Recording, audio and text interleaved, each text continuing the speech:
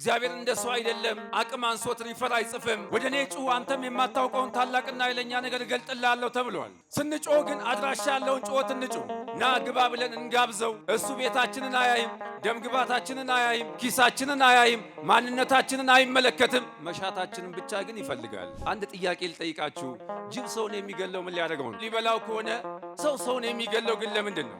እነዚህ ሶስት አካላት በዚህ ምድር ላይ ያሳዝናሉ። ጤና ያጡ፣ ጽድቅን የተራቡ ኃጢአተኞች፣ ገንዘብን ያጡ ድሆች ያሳዝናሉ። እያስቀደሳችሁ፣ ጧፍ እየሰጣችሁ፣ ዕጣናችሁን እያመጣችሁ፣ ሌሊት ሰዓታት እየቆማችሁ፣ እየተጸበላችሁ፣ በብዙ ዋጋ እየከፈላችሁ ለጥቂቷ ጥያቄ መድኃኔዓለም መልስ ላይሰጣችሁ ይችላል። ይህንን ሥጋና ደም ያልበላ ያልጠጣ ሰው በምንም ታምር በምንም ሁኔታ የትኛውንም ያክል ቢጾም የትኛውንም ያክል ቢሰግድ ወደ እግዚአብሔር መንግሥት መካከል መግባት አይችልም። ወጣቶች አላችሁ፣ ለምንድን ነው ይህንን ሥጋና ደም የማትቀበሉ ስትባሉ አይ ትንሽ ልቆይ ትላላችሁ። ሰው እኮ በ10 እና በ20 ዓመቱ እየሞተ ነው። ነጋዴያን በዚህ መካከል አላችሁ፣ ለምንድን ነው ከዚህ ሥጋና ደም የማትቀበሉ ስትባሉ ሐሰትን ስለምትፈጽሙ ትሸሻላችሁ። ከዚህ ሥጋና ደም ለመቀበል ሁለት ነገር ብቻ ያስፈልጋል።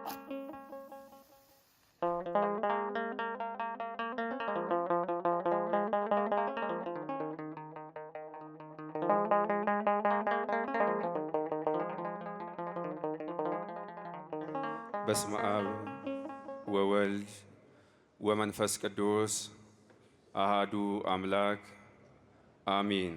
እግዚአብሔር ቢረዳንና ቢያግዘን መንፈስ ቅዱስ አንደበት ቢሆነኝ ጉባኤውን ቢቆጣጠረው የምንማማርበት የትምህርታችን መነሻ ኃይለ ቃል የሚሆነው ምን ላደርግልህ ትወዳለህ በሚል መነሻ ኃይለ ቃልነት እግዚአብሔር ያስተምረናል። ከኔ በማስከተል ይህንን ኃይለ ቃል እርቃኑን ቀራንዮ አደባባይ ላይ የተሰቀለውን ጌታ በምናባችሁ እያሰባችሁ ድምፃችሁን ከፍ አድርጋችሁ እንድትሉ በጌታ ፍቅር ጠይቃችኋለሁ። ምን በሉ እስቲ። ላደርግልህ ትወዳለህ። ይህንን ኃይለ ቃል የምናገኘው በቅዱስ ሉቃስ ወንጌል በምዕራፍ 18 ከቁጥር 41 ላይ የምናገኘው ኃይለ ቃል ነው። ቃሉን የተናገረው ጌታችን አምላካችን መድኃኒታችን ኢየሱስ ክርስቶስ የተናገረው ኃይለ ቃል ነው። ቃሉ የተነገረለት በኢያሪኮ ከተማ ለዘመናት በብርሃን ማጣት ምክንያት ይለምን ለነበረው ለበርጤሜዎስ የተነገረ ኃይለ ቃል ነው። የትምህርታችን መሰረታዊ ዓላማ የሚሆነው እግዚአብሔር ምን ላድርግላችሁ ትወዳላችሁ ብሎ ሲጠይቀን ምን አይነት ክርስቲያናዊ መልስ መስጠት እንዳለብን ማሳየትና ማስገንዘብ ይሆናል። ስለ ሁሉም ነገር እግዚአብሔር መንፈስ ቅዱስ ለልባችን የሚያጽናናውን ቃል እንዲልክልን የእሱ መልካምና በጎ ፈቃዱ ይሁንልን። እንግዲህ ይህንን ኃይለ ቃል ከሦስቱ አካል አንዱ አካል የሆነ በሥጋ ማርያም የተገለጠ ጌታችን መድኃኒታችን ኢየሱስ ክርስቶስ የተናገረው ኃይለ ቃል እንግዲህ ምን ላድርግላችሁ ትወዳላችሁ ብሎ የተናገረው ራሱ ባለቤቱ ነው። ሁላችሁም እንደምታውቁት እናንተ በሕይወታችሁ መካከል ሳትሄዱባቸው መጥተውባችሁ፣ ሳትጠይቋቸው ጠይቀዋችሁ፣ በቤቶቻችሁ መካከል ተኝታችሁ ምን ላድርግላችሁ ትወዳላችሁ ተብላችሁ ተጠይቃችሁ ሊሆን ይችላል። ከሰው ዘንድ መልስን አገኛለሁ ብላችሁ ጓዳችሁን ገበናችሁን ገልጣችሁ አሳይታችሁ በእንባ ጭምር ሕይወታችሁን ገልጣችሁ ተናግራችሁ ሰው ክፉ ነውና ገበናችሁን ሰምቶ የቡና መጠጫ አድርጓችሁ ሊሆን ይችላል። ከሰው ዘንድ መልስን እናገኛለን ብላችሁ ሰውን ተስፋ አድርጋችሁ ጓዳችሁን ገበናችሁን ገልጣችሁ አሳይታችሁ ገና ለገና ሰው ያሳካልኛል ብላችሁ በእንባ ጭምር ደፋ ቀና ብላችሁ ጠይቃችሁ ሰው ክፉ ነውና ቀጥሯችሁ በአደባባይ ላይ የዝናብና የፀሐይ ሰለባ አድርጓችሁ ሊሆን ይችላል። እግዚአብሔር ግን እንደዛ አይደለም። ይህ አባት ጌታ የሆነ ንጉሥ ክርስቶስ ምን ላድርግላችሁ ትወዳላችሁ፣ ምን ያስፈልጋችኋል፣ ምን ልስጣችሁ እያለ የሚጠይቀን አባት ነው። በርጤሜዎስን ይጠይቀው እንጂ ይህን ጥያቄ ሁሌም እያንዳንዳችንን የእኛ አባት መድኃኔዓለም ምን ላድርግልሽ ትወጃለሽ፣ ምን ላድርግልህ ትወዳለህ እያለ በተደጋጋሚ ይጠይቀናል። ችግሩ ጠያቂና መልስ ሰጪው የመግባባት ችግር ስለገጠመን ነው። እግዚአብሔር ሊሰጠን ሁሌ ያስባል። እኛ ጠያቂዎቹ ደግሞ ተቀብለን እርካታ አይሰማንም። ዕለት ዕለት ይሰጠናል፣ አናመሰግንም። እግዚአብሔር ሁሌ ለመስጠት እጆቹ ተቆጥበው አያውቅም። ሁሌ እግዚአብሔር ሰጪ አባት ነው። ተሰጥቶን እንኳን አመስግነነው አናውቅም። ሰው ክርስቲያኖች ጠይቀነው የሚያስፈልገንን ነገር ደጅ ጸንተን ለምነነው የከለከለን ድንገት ክፉ ሆኖ ሊሆን ይችላል። የሰው ልጅን ጠይቃችሁት የሚያስፈልጋችሁን ነገር የከለከላችሁ ድንገት ረስቶትም ሊሆን ይችላል። እግዚአብሔርን ግን ስትጠይቁት ክፉ አባት ነው እንዳይባል ክፉ አባት ስላልሆነ አይከለክለንም። እግዚአብሔርን ጠይቀነው ይረሳል የማይባል አባት የማይረሳ ደግ አባት ነውና በጊዜው በሰዓቱ የሚሰጥ አባት ነው። ስለዚህ ይህ ጌታ ምን ላድርግላችሁ ትወዳላችሁ እያለ ይጠይቀናል። እሱ ደግሞ ማን ነው ስንል አንዳች የሚሳነው ነገር ያሌለ አባት ነው። በዚህ በኦሪት ዘፍጥረት በምዕራፍ 18 ከቁጥር 14 ላይ ስንመለከት ለእግዚአብሔር የሚሳነው ነገር እንዳሌለ መጽሐፍ ቅዱሳችን ገልጦ ያስቀምጣል። አንዳች የሚሳን ያሌለ አባት ምን ላድርግላችሁ ትወዳላችሁ እያለ ይጠይቀናል። እግዚአብሔር እንደሱ አይደለም። አቅም አንሶት ሪፈር አይጽፍም። እግዚአብሔር እንደሱ አይደለም። የአቅም የችሎታ ማነስ አይታይበትም። እግዚአብሔር እንደሱ አይደለም። አቅቶት ብድር አይሄድም። እግዚአብሔር እንደሱ አይደለም። የአቅም ውስንነት አይታይበትም። እግዚአብሔር እንደሱ አይደለም። ክፋት አይስማማውም። ከዚህ አኳያ ይሄ ቸር አባት ጌታ ምን ላድርግላችሁ ትወዳላችሁ እያለ ይጠይቀናል። ይህን ጥያቄ የጠየቀው ወደ ኢያሪኮ ከተማ ገብቶ በርጤሜዎስን ጠይቆታል። ኢያሪኮ ምን አይነት ከተማ ናት የሚለውን ከብዙ በጥቂቱ እንመልከት። ኢያሪኮ ታሪክ ያሌላት ከተማ ናት። ምን ያሌላት ከተማ?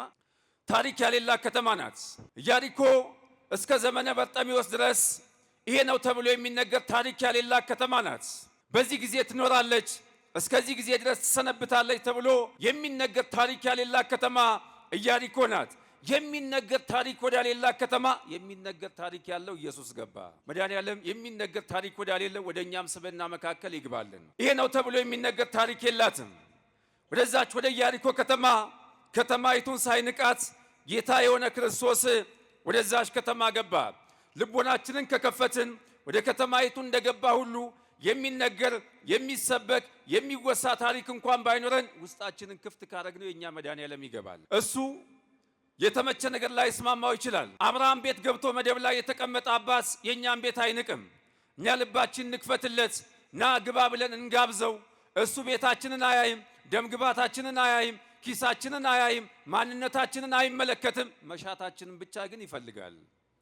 ስንፈልገው ይገባል፣ ስንጋብዘው ይገባል።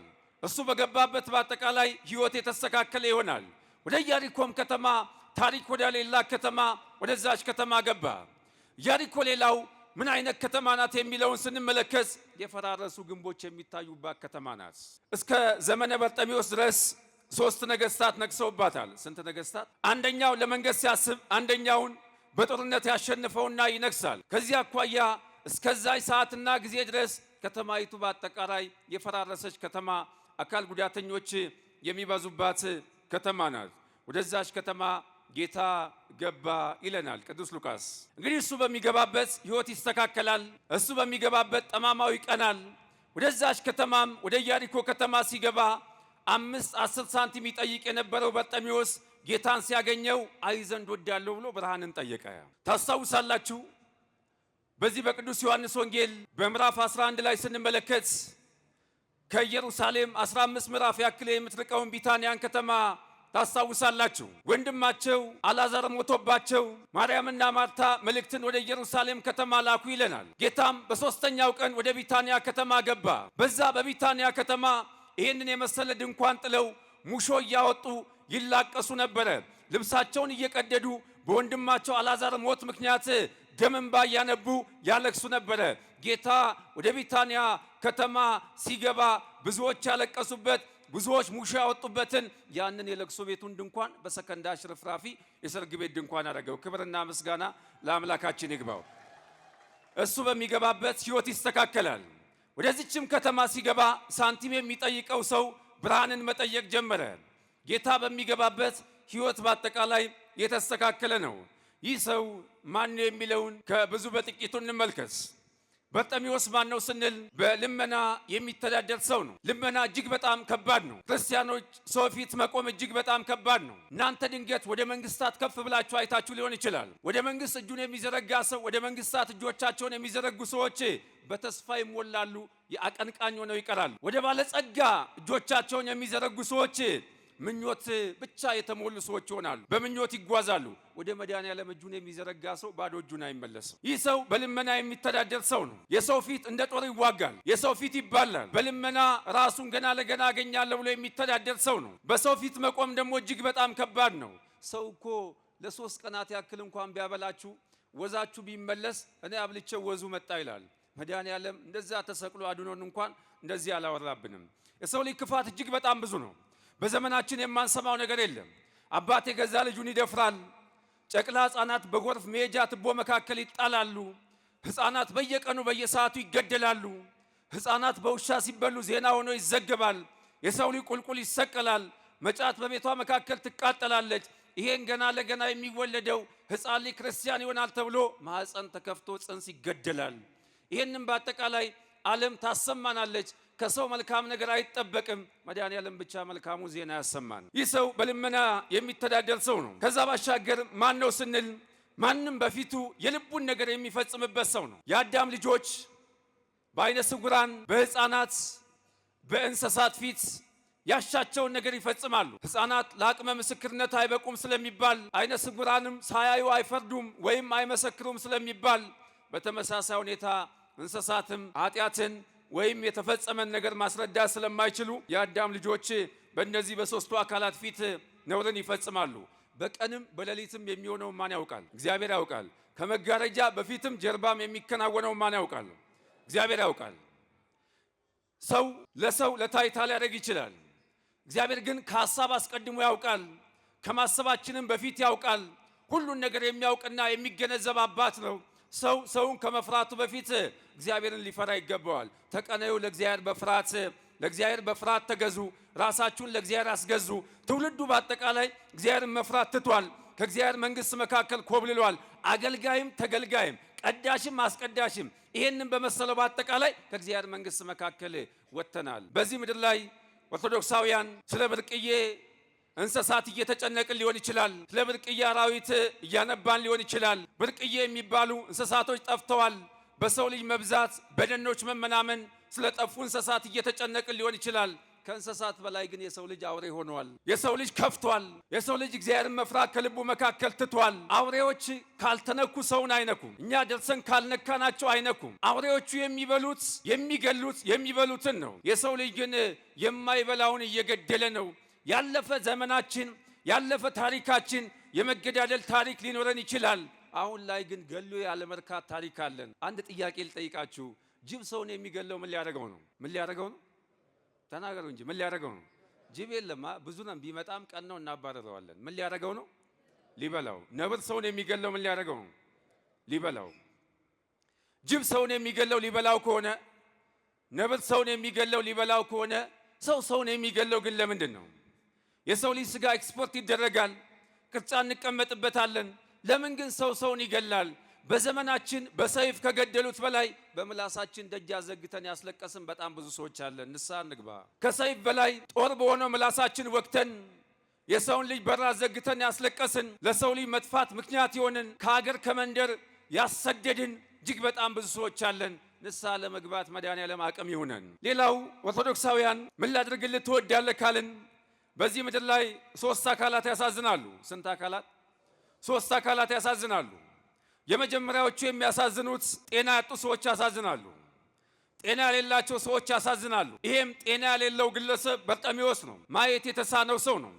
ኦርቶዶክሳውያን ጤናን ሊሰጥም ሊነሳም የሚችል መድኃኔዓለም ብቻ ነው። አንዳንድ ጊዜ አንሰማም ካልን አናደምጥም ካልን መድኃኔዓለም አስተኝቶ ያክመናል። በጊዜ ከሰማን አቁሞ ያስተምረናል። አሊያም ደግሞ በሰዎች ላይ ቆመን እንድንማር ያደርገናል። ጤና ሰው ሊሰጠን የማይችል ስጦታ ነው። ታስታውሳላችሁ፣ አሟችሁ ተኝታችሁ ያ ቤታችሁ በአጠቃላይ በሰው ብዛት የሚበዛበት ነጋ ጠባ ደጆቻችሁን የሚያንኳኩ ሰዎች ታማችሁ አልጋ ላይ ስትወድቁ ጠያቂ እንኳን የላችሁም። መድኃኒት ለመዋጥ እንኳን ውሃም ያቀብላችሁ ሰው የለም። ጎብኚ የላችሁም፣ ጠያቂ የላችሁም። አስታማሚ ማን ብቻ ነው? እግዚአብሔር ብቻ ነው። ታማችሁ ስትወድቁ ከቤቶቻቸውም ሊያስወጣችሁ ይችላል፣ ሊተዋችሁም ሊረሷችሁም ይችላሉ። ጤና መስጠትም መንሳትም የሚችል መድኃኔዓለም ብቻ ነው። እናንተ አንዳንድ ጊዜ እኮ እግዚአብሔር ያስተምራል። አሁን ከዚህ ቦታ ልፍ ብላችሁ ወደ አውቶቡስ ተራ ወይም ወደ ሌላ ቦታ ስትመለከቱ የኔ ቢጤዎች የሚበዙበትን ቦታ ስታዩ ምጽዋት ለመስጠት እጆቻቸውን በአንደበታቸው ለምነው በኪሳችሁ ገንዘባችሁን አውጥታችሁ ልትሰጡ ስትሉ ለካ እጅ የላቸውም የሚቀበሉበት። ተነስተው ይራመዳሉ ብላችሁ ስታስቡ ለካ መንቀሳቀስ አይችሉም፣ እግራቸው ሽባ ሆነዋል። በዚህ ሁሉ መካከል እነዚህም ማን ይመግባቸዋል? ማን ይመግባቸዋል? እግዚአብሔር ይመግባቸዋል። ጤና ለሰው ልጅ ትልቁ ስጦታ ነው። ጤናን መስጠትም መንሳትም የሚችል መድኃኔዓለም ብቻ ነው። ጤና ስለሰጣችሁ ልታመሰግኑት ይገባቸዋል። እናንተ ታስታውሳላችሁ፣ ወድቃችሁ አልጋ ላይ ተኝታችሁ አስታማሚ ያጣችሁ ትንሿ ሕመም ጸንቶባችሁ በብዙ ያነባችሁበት በብዙ ያለቀሳችሁበት ጊዜና ሰዓት አለ። አሁን ጤናችሁ ሲሞላ አመስጋኝ ከመሆን ግን ኮብልላችኋል። ሁለተኛ በዚህ ምድር ላይ ምንን ያጡ ሰዎች ያሳዝናሉ ስንል ገንዘብ ያጡ ድሆች ያሳዝናሉ።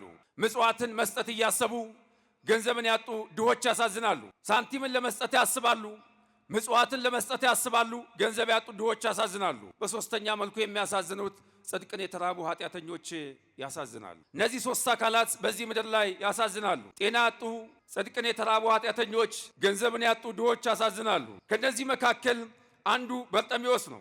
በተለይ ጤና ማጣት አይነ ስውርነት ደግሞ ሲሆን የጸና ነው።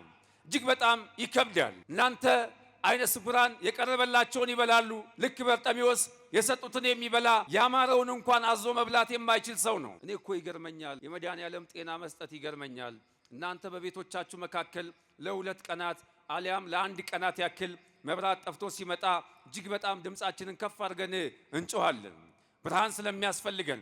ለዘመናት ግን በብርሃን ማጣት መካከል መጓዝ እጅግ በጣም ከባድ ነው። ኦርቶዶክሳውያን የሥጋ መታወር አንድ ነገር ነው፣ በልባችን ግን ታውረናል።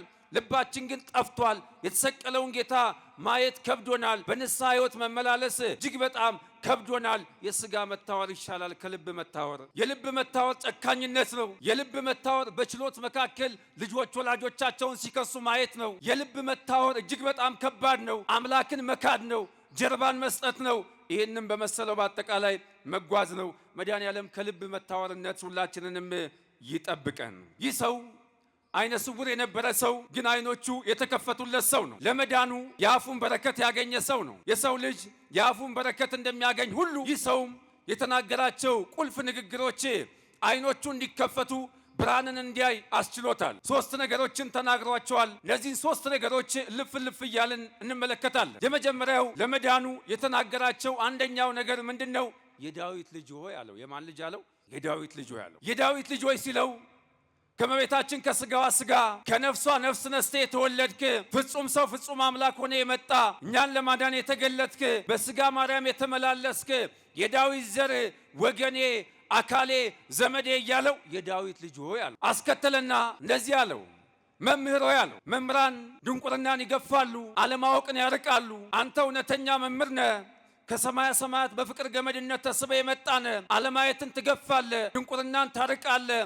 ጨለማ በአንተ ዘንድ ስልጣን የለውም። እውነተኛ መምህር አንተ ነህ፣ ሊያውም ለልብ የምታበራ መምህር አንተ ነህ ብሎ መምህር ሆይ አለው። አይኖቼን ክፈትልኝ እያለው ነው። መምህር ሆይ ብሎ እየተማጸነው አስከተለና ማረኝ ብሎ ጠየቀው። ምን አለው? ማረኝ አለው። መድኃኔዓለም ሁላችንንም ይማረን። ማረኝ ብሎ ጠየቀው። ማሪውን አባት መድኃኔዓለምን ሲያገኘው ማረኝ ብሎ ጠየቀ።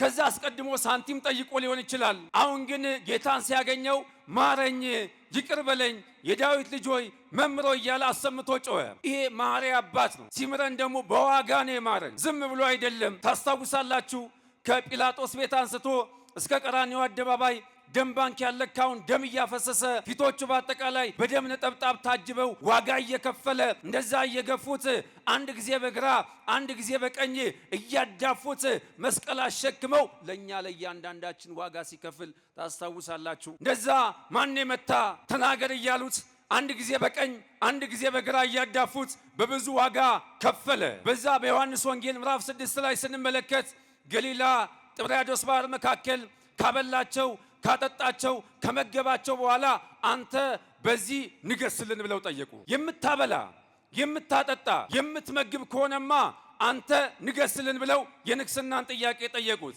ስለኔ ስለናንተ ስለ እያንዳንዳችን ኃጢአት መስቀል ላይ ነገሰ። ገሊላ ጥብርያዶስ ባህር መካከል ንገስልን ብለው ሊያነግሱ ሲያስቡ አንተ ንጉሥ ነህና ወይን ይዘጋጅልህ፣ ወይን እየጠጣ እናንግስ አሉት። ስለ በደላችን መስቀል ላይ ሐሞት እየጠጣ ጌታ ነገሰ። ገሊላ ጥብርያዶስ ባህር መካከል አንተ ንጉሥ ነህ ንገስልን ብለው ሊያነግሱት ሲያስቡ እንደ ንግስናው ካባ አዘጋጁለት። ካባ ደርበ ንገስልን ብለው አሰቡ። መስቀል ላይ ስለ እያንዳንዳችን ኃጢአት የደም ካባ ደርቦ መድኃኔዓለም ነገሰ። ገሊላ ጥብርያዶስ ባህር መካከል ንገስልን ብለው የንግስናን ጥያቄ ሲያቀርቡለት አንተ ንጉሥ ነህና እንደ ንግስና አክሊል ያስፈልጋል፣ አክሊል እናዘጋጅልህ አሉት። ስለ እያንዳንዳችን ኃጢአት መስቀል ላይ የእሾህ አክሊል ደፍቶ ነገሰ። ገሊላ ጥብርያዶስ ባህር መካከል አንተ ንጉሥ ነህ፣ ልናነግስ ይገባል፣ የምታበላ የምታጠጣ ከሆነማ ንገስልን ብለው ሊያነግሱት ሲያስቡ በዛ ዙፋንን አዘጋጁለት። መስቀል ላይ በችንካር ተቸንክሮ መድኃኔዓለም ነገሰ። ይሄ ህመም፣ ይሄ ቁስል፣ ይሄ መከራ ይታየናል ወይ? የፈሰሰው ደም ይታየናል ወይ? ችንካሩስ ይታየናል ወይ? ይሄ ህመም ኦርቶዶክሳውያን ለኛ የተገለጠ ነው ወይ? ይሄ ችንካር ልባችንን ሊነካ ይገባዋል። ይሄ ደም በፊታችን ሊመላለስ ይገባዋል። በምን አይነት ዋጋ እንዳዳነን ይታያቸዋል ወይ? እንዴት አድርጎ ነው የፈወሰን? እንዴት አድርጎ እንደጠገነን፣ እንዴት አድርጎ ዋጋ እንደከፈለ እዛ ገሊላ ጥብርያዶስ ባህር ላይ እንደ ንግስናው ብዙ አስበውለታል። መስቀል ላይ ግን ብዙ አንገላቱት፣ ብዙ ዋጋ ከፈለ። ስለ እያንዳንዳችን ተላልፎ ተሰጠ። በዚህ ሁሉ መካከል አዳነን። አንድ ክርስቲያን 365 ቀናት ይህንን የቀራንዮን ውለታ ሊያስብ ይገባዋል። ቀራንዮን የሚያይ ሰው ክፉ አይሆንም፣ ወዳጁን አይጠላም፣ በክፋት መንገድ አይመላለስም። ሁሌ መስቀሉን እያሰበ ይጓዛል። ሌላው ጌታን በርጤሜዎስ ማረኝ መምሮ ይቅር በለኝ ብሎ ሲናገር እንመለከታለን። በዚህ በበርጤሜዎስና በጌታ ንግግር መካከል ቅዱስ ሉቃስ በጻፈልን ጥቂት ቁጥር መካከል 6 ታላላቅ ነገሮችን ማየት እንችላለን። በርጤሜዎስና ጌታ በተነጋገሩበት ንግግር መካከል ብቻ 6 የሚባሉ ታላላቅ ነገሮችን አውጥተን ማየት እንችላለን። ስንት ነገር አልኳችሁ? 6 ነገሮችን ማየት እንችላለን። ያውም ትላልቅ የሚባሉ ነገሮች፣ ስፍራና ቦታ ሊሰጣቸው የሚገባ ትላልቅ 6 ነገሮች በኢያሪኮ ከተማ በበርጤሜዎስና በጌታ መካከል ተከናውነዋል። እነዚህ 6ቱን ነገሮች እንመልከታቸው። የመጀመሪያው በኢያሪኮ ከተማ ትልቅ የሆነ ዜና ተሰምቷል። ትልቅ የሆነ ምን አልኳችሁ? ትልቅ የሆነ ዜና በኢያሪኮ ከተማ ተከናውኗል። እንዳሁኑ አፈቀላጤ ጋዜጠኞች ቢኖሩ፣ እንዳሁኑ ዘመን የሚዲያ አካላት ቢበዙ፣ እንዳሁኑ እንደዚህ የሚዲያ አካላት ቢበራከቱ እጅግ በጣም ሰበር ሆኖ ሊሰማ የሚችል ታላቅ ዜና በኢያሪኮ ከተማ ተከናውኗል። ከዘመነ ኤልያስ በኋላ ኢያሪኮ የእግር ኮቴ በዛባት ይላል። ሁካታና ሽብር ሆነባት። በርጤሜዎስም ማየት ስለማይችል ምንድነው በዚህ ከተማ እንግዳ ነገር ይከናወናል፣ ምንድነው አዲስ ነገር አለ ብሎ አንዱን ሰው አቁሞ ሲጠይቀው የኔ ቢጤ ስለሆነ ዝም ብሎ ታለፈ። ሁለተኛውንም ሰው ምንድነው በዚህ ከተማ የእግር ኮቴ በዝቷል፣ ሁካታና ሽብር አለ፣ ምንድነው በዚህ ከተማ እንግዳ ነገር ብሎ ሲጠይቀው ሳንቲም የሚጠይቀው ስለመሰለው ዝም ብሎ ታለፈ። ሁሉንም ጠየቃቸው፣ ዝም ብለው ታለፉ። የመጨረሻው ሰው ግን ታላቁን ዜና ነገረ። ምንድነው በዚህ ከተማ ሁካታ አለ፣ ሽብር አለ፣ ምንድነው አዲስ ነገር ሲል የናዝሬቱ ኢየሱስ በዚህ በኩል ያልፋል አለ። መድኃኔዓለም በሕይወታችሁ መካከል ይለፍላችሁ። የናዝሬቱ ኢየሱስ ክርስቶስ በዚህ በኩል ያልፋል አለ። መድኃኒት ያልፋል ማለት ነው። አዳኝ ያልፋል ማለት ነው። ፈዋሽ ያልፋል ማለት ነው። ህመምተኛ ለሆነ በርጤሜዎስ ይሄ ታላቅ ዜና ነው። መድኃኒት ማለፉ ለሱ ታላቅ ዜና ነው። ዜናው ታላቅ የሚሆነው በበርጤሜዎስ ፊት አይሁዳውያን አልፈዋል። በዚህ አይነ ስውር ፊት ካህናት አልፈዋል፣ ሰዱቃውያን አልፈዋል፣ ሌዋውያን አልፈዋል። እነዚህ ሁሉ ቢያልፉ ግን አይነ ስውርነትን መክፈፍ አይችሉም። እውነተኛ ብርሃን የሆነ እውነተኛ መድኃኒት፣ ኤክስፓየር ዴት ማያረግ መድኃኒት ኢየሱስ ክርስቶስ በዛ በኩል አለፈ። ኦርቶዶክሳውያን ይህ መድኃኒት ነው። ይህ ፈዋሽ የሆነ ጌታ በዛ በኩል እያለፈ ነው። በዚህ ምድር ላይ እጅግ በጣም በርካታ መድኃኒቶች አሉ። መድኃኒት ሲታዘዝላችሁ ኤክስፓየር ዴቱ ይጻፍበታል። እውነተኛ መድኃኒት መድኃኔዓለም ኤክስፓየር ዴት ያሌለው መድኃኒታችን ነው። መድኃኒት ወይ ለአንገታችሁ ይሰጣል፣ ወይ ለእጃችሁ ይሰጣችኋል፣ ወይ ለዓይናችሁ ይሰጣችኋል፣ ወይ ለእግራችሁ ይሰጣችኋል። ይህ ጌታ መድኃኒት ነው ስንል ከላይኛው ጸጉራችን አንስቶ እስከ እግራችን ጥፍር ድረስ የሚያገለግል መድኃኒት ነው። መድኃኒት የዋጠ ሁሉ አይድንም። መድኃኒቱን ውጦ ሁሉም ሰው ድኖ አያውቅም። መድኃኔዓለምን ያመነ ግን ይድናል። መድኃኒት ተሰጥቷቸው ውጠው የሞቱ ሰዎች አሉ። እሱን አምኖ ግን ሞትን ያለፈ እንጂ በሞት መካከል የወደቀ ሰው የለም። ይህ መድኃኒት በዚህ በኩል ያልፋል አሉት። ይህ ትልቅ የሆነ ዜና ነው። ሁለተኛ ትልቅ ነገር በኢያሪኮ ከተማ ምን ተከናወነ የሚለውን ስንመለከት ትልቅ የሆነ ጩኸት ተሰምቷል። ትልቅ የሆነ ምን አልኳችሁ? ጩኸት። ትልቅ የሆነ ጩኸት፣ ጎረቤት የማይረብሽ አድራሻ ያለው ጩኸት፣ ተቀባይነት ያለውን ጩኸት ይህ ግለሰብ ጮኋል። ጩኸቱ ታላቅ የሆነው ታላቁን መድኃኔዓለምን ስላቆመው ነው። ይሄ አትሮንሱ በርጤሜዎስ ምጽዋት የሚለምንበት ድንጋይ ነው ብላችሁ አስቡ። ጌታን ወንጌል የ5 ገበያ ያክል ሕዝብ ይከተለዋል ይላል። የመጀመሪያው ሕዝብ ጌታን እየተከተለው በርጤሜዎስ የተቀመጠበትን ድንጋይ አልፈው ተጓዙ። መሃል ላይ የነበረውም የኛ መድኃኔዓለም ዝም ብሎ ታለፈ። በስተኋላ የሚከተሉትም ሰዎች ዝም ብለው አለፉት።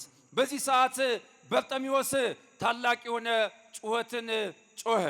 ቅድም ለመዳኑ 3 ነገሮችን ተናገረ ብያቸዋለሁ። ምንድነው ያለ? የመጀመሪያው የማን ልጅ አለው? የዳዊት ልጅ ያለው።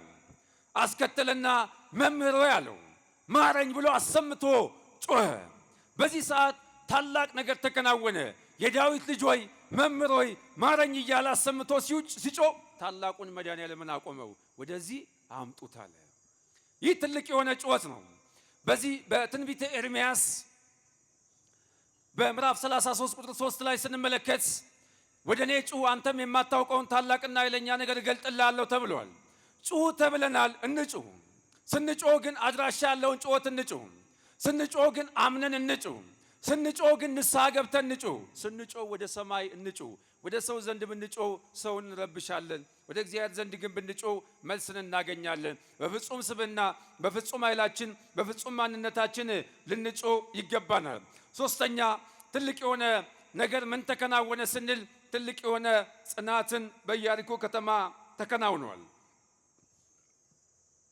ትልቅ የሆነ ጽናት መዝሙረኛው ዳዊት በመዝሙር 40 ቁጥር 1 ላይ ቆይቼ እግዚአብሔርን ደጅ ጸናሁት እሱም ዘንበል አለልኝ እንዳለ የጸናው በርጤሜዎስ ነው። ያጸናው መድኃኔዓለም ነው። ያንን ያክል ዘመናት እንደ ኢዮብ ሚስት ጌታ ላይ አፉን ሊከፍት አልወደደም። እንደ መጻጉም አቤቱታ አላቀረበም። በብዙ ደጅ ጸና፣ በብዙ መድኃኔዓለም ዘንድ ቆየ፣ መልስን አገኘ። ጽናቱ የሚገርምና የሚደንቅ ነው። ሰው ሲያጣ ደጅ ይጸናል። ሰው ሲያገኝ ከመድኃኔዓለም ዘንድ ይወጣል። እሱ ብናገኝ ቢሰጠንም ባይሰጠንም አባታችን ነው። ዝም ቢለንም ባይለንም ጌታችን ነው። ግን ከፋም ለማም ከእሱ ዘንድ መጥፋት የለብንም። ደጅ ልንጸናው ይገባናል። አንዳንድ ጊዜ ክርስቲያኖች እያስቀደሳችሁ ጧፍ እየሰጣችሁ ዕጣናችሁን እያመጣችሁ ሌሊት ሰዓታት እየቆማችሁ ማዕጠንቱን እየታጠናችሁ እየተጸበላችሁ በብዙ ዋጋ እየከፈላችሁ ለጥቂቷ ጥያቄ መድኃኔዓለም መልስ ላይሰጣችሁ ይችላል። ከእናንተ ኋላ የመጡ ሰዎች መልስን ሊያገኙ ይችላሉ። የእኛን ጥያቄ መድኃኔዓለም ሳይሰማው ቀርቶ አይደለም። ለምን ዝም አለን ስንል የጠየቅነው ጥያቄ ጊዜው ካልሆነ ዝም ይለናል። ጠይቀነው ዝም ያለን ጊዜው ካልሆነ ዝም ይለናል። በራሱ ጊዜ በራሱ ሰዓት ሲሰጠን እጅግ በጣም ያማረ ይሆናል። ሁለተኛ ደጅ እየጸናን እየጠየቅነው እየተማጸነው በብዙ እያነባን እያስቀደስን ስጋውና ደሙን እንኳን ተቀብለን ዝም ለምን ይለናል ስንል የጠየቅነው ጥያቄ የማያስፈልገን ነገር ከሆነ ዝም ይለናል። ለምን ዝም ይለናል ስንል የጠየቅነው ጥያቄ በአምላክነቱ በአባትነቱ በጌትነቱ ላይ የሚመጣ ከሆነ ዝም ይለናል።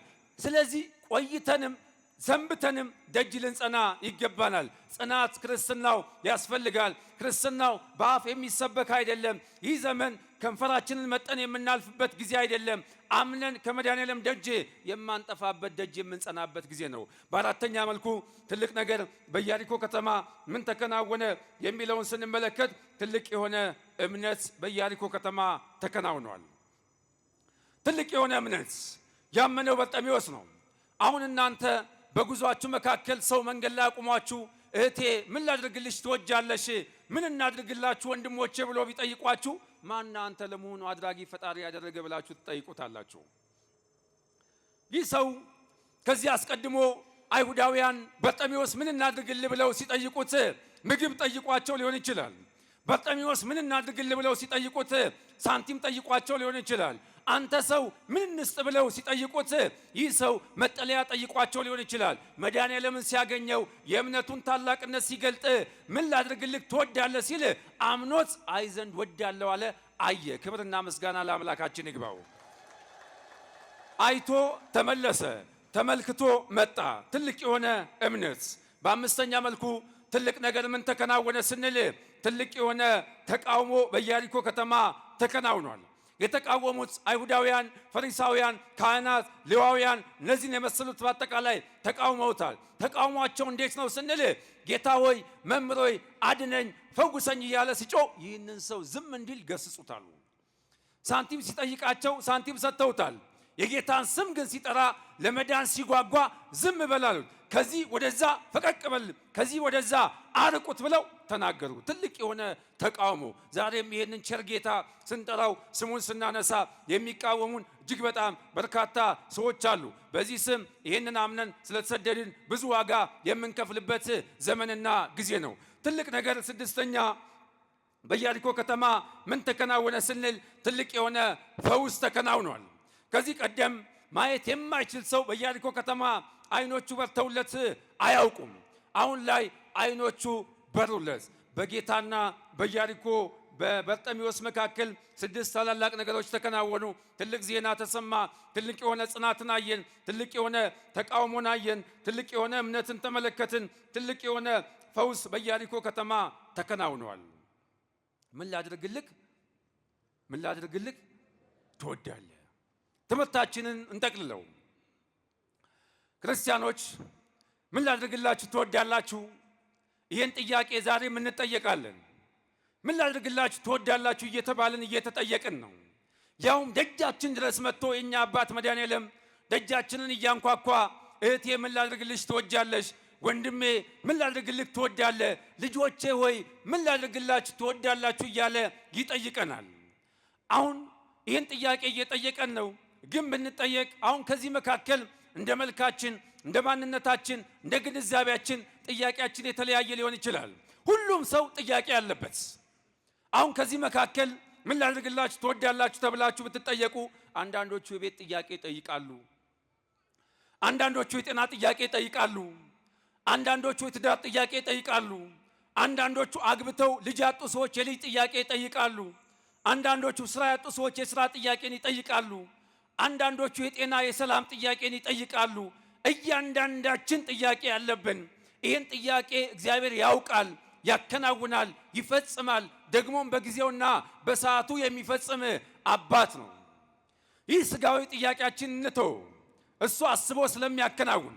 አሁን መጠለያ እንዳለን ያውቃል፣ ምግብ እንደሚያስፈልገን ያውቃል። ወላጆች አላችሁ፣ ከዚህ መካከል ታስታውሳላችሁ። ልጆቻችሁን የምታበሉት ነገር አታችሁ፣ የጡረታ ቀናችሁ ተራዝሞባችሁ፣ ወጣቶችም ኪሳችሁ ባዶ ሆኖ ምን እንበላለን ምን እንጠጣለን ብላችሁ ስታስቡ ማን አጠገባችሁ? እግዚአብሔር አጠገባችሁ። እመኑት፣ የሰው ፊት አይገርፋችሁም። አምናችሁ ትጡ፣ በሰው ፊት አያቆማችሁም። እሱ ለሚያስፈልገንን ነገር በአጠቃላይ ይሰጠናል። እንደ ክርስትናው ግን ምን ላድርግላችሁ ትወዳላችሁ ብሎ ሲጠይቀን ደግሞም እየጠየቀን ነው። ምን አይነት መልስ እንስጠው? ምን ላድርግላችሁ ትወዳላችሁ፣ ምን ልስጣችሁ ብሎ ሲጠይቀን ተዘከረነ እግዚኦ በውስተ መንግሥት ከንበለው። በመንግስት በመጣ ሰዓት ጌታ ሆይ አስበን እንበለው። ይህ የእግዚአብሔር መንግስት ኦርቶዶክሳውያን ከገቡበት መውጣት የሌለበት መንግስት ነው። የእግዚአብሔር መንግስት መራብና መጠማት የሌለበት መንግስት ነው። የእግዚአብሔር መንግስት ማግባት፣ ማረስ፣ ማጨድ የሌለበት መንግስት ነው። ሁሌ ዕለት ዕለት ምስጋና የሆነበት መንግስት ነው። መልክን አያይም፣ ደምግባትን ሳይ የምንገባበት የእግዚአብሔር መንግስት ነው። ይሄ ምጽአቱን ነገረ ምጽአቱን እያሰብን ሁሌም ቢሆን ጌታ ሆይ አንተ ስትመጣ በመንግስት በመጣ ሰዓት አስበኝ ተመልከተኝ ብለን ልክ እንደዛ እንደ ፈያታዊ ዜማን በቅዱስ ሉቃስ ወንጌል ምዕራፍ 23 ከቁጥር 42 ላይ እንደምናገኘው ሰው ልንጠይቀው ይገባናል። ሁለተኛ ምን ላድርግላችሁ ትወዳላችሁ ብሎ ሲጠይቀን ደግሞም እየጠየቀን ነው። ዕለት ዕለት ምን ልስጣችሁ ልጆቼ እያለ የሚጠይቀን አባትን ይዘናል። እሱም መድኃኔዓለም ነው። ሲጠይቀን ምን አይነት መልስ እንስጠው ስንል ጌታ ሆይ ንጹህ ልብን ፍጠርልን እንበለው። ንጹህ ልብን ምን በልልን? ፍጠርልን። ሌላው ትርፍ ነው። ጌታ ሆይ ንጹህ ልብን ፍጠርልኝ እንበለው። በዚህ በመዝሙር 51 ቁጥር 10 ላይ ልበ አምላክ መዝሙረኛው ዳዊት አቤቱ ንጹህ ልብን ፍጠርልኝ የቀናውንም መንፈስ በውስጤ አድስ እንዳለ ሁሉ ንጹህ ልብን ፍጠርልን እንበለው። ኦርቶዶክሳውያን የሰው ልጅ ልቡ ንጹህ ከሆነ አንደበቱ ለምስጋና ይከፈታል። የሰው ልጅ ልቡ ንጹህ ከሆነ እጆቹ ለምጽዋት ይዘረጋሉ። የሰው ልጅ ልቡ ንጹህ ከሆነ እግሮቹ ወደ መቅደሱ መካከል ይገሰግሳሉ። ከዚህ አኳያ ምን ላደርግላችሁ ትወዳላችሁ ሲለን ጌታ ሆይ ንጹህ ልብን ፍጠርልን እንበለው። ልባችን ንጹህ ይሁን፣ ማረፊያው ቤተ መቅደሱ ነውና ልባችንን እናንጻ። እሱ በልቦናችን መካከል ይመላለስ። እሱ በተመላለሰበት እሱ በሚመላለስበት በአጠቃላይ ሕይወት የቀና ሕይወት የተስተካከለ ስለሚሆን እያንዳንዳችን ጌታ ሆይ ንጹህ ልብን ፍጠርልን ብለን ደጅ እንጽናው። ልባችን ንጹህ ከሆነ አንደበታችን ለምስጋና ይከፈታል።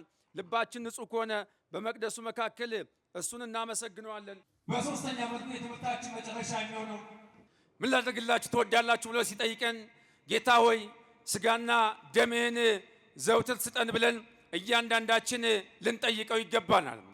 ኦርቶዶክሳውያን ይህ ስጋና ደም ሕይወትን የሚቀጥል ስጋና ደም ነው። ይህ ስጋና ደም ጾታን የማይመጥ ስጋና ደም ነው።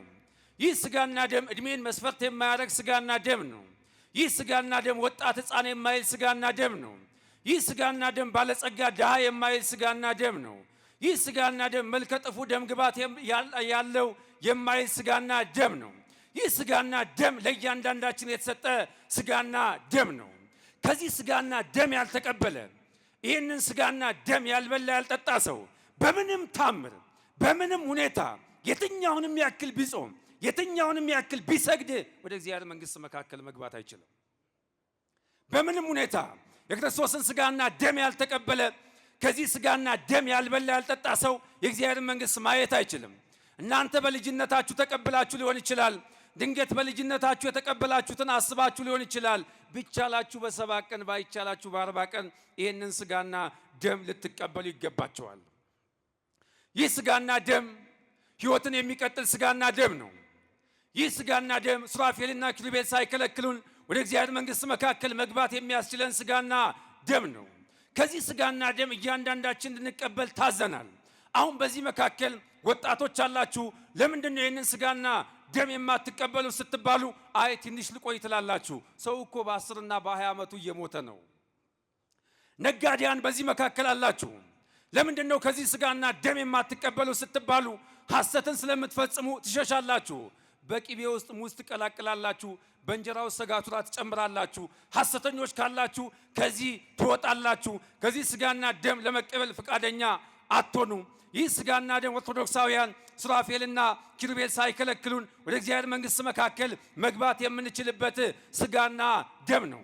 ከዚህ ስጋና ደም እያንዳንዳችን ልንቀበል ይገባናል።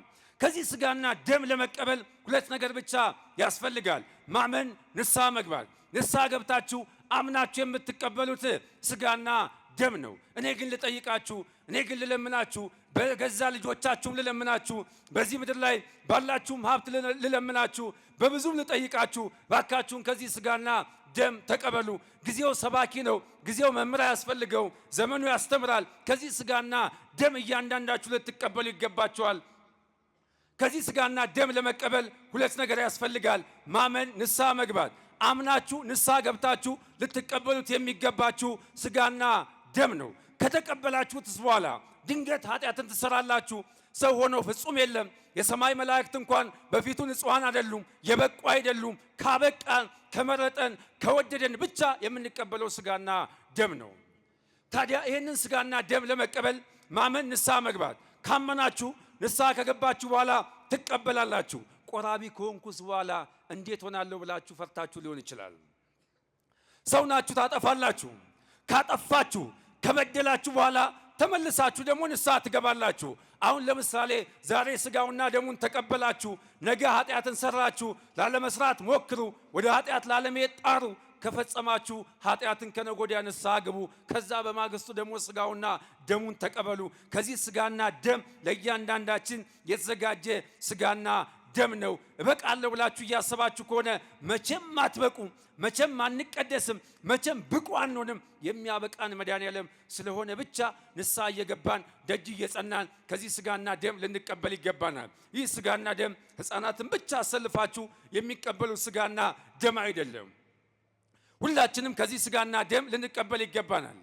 ይህ ሥጋና ደም የሲኦል ራት እንዳንሆን የሚጠብቀን ሥጋና ደም ከመሆኑ አኳያ እያንዳንዳችን ከዚህ ሥጋና ደም ልንቀበል ይገባናል። ይህንን ሥጋ በልተን ደሙን ጠጥተን ሕይወት እንድናገኝ የአምላካችን መልካምና በጎ ፈቃዱ ይሁንልን። ምን ተትፈቅድ እገብር ለከ፣ ምን ላድርግልክ ትወዳለህ? የቅዱስ ሉቃስ ወንጌል ምዕራፍ 18 ከቁጥር 41 ያስተማረን የመከረን የገሰጸን የአባቶቻችን አምላክ ቅዱስ እግዚአብሔር ስሙ የተመሰገነና የተወደሰ ይሁን። መድኃኔዓለም ወጥቶ ከመቅረት ሰውራችሁ ጤናውን ያድላችሁ። ወስብሐት ለእግዚአብሔር።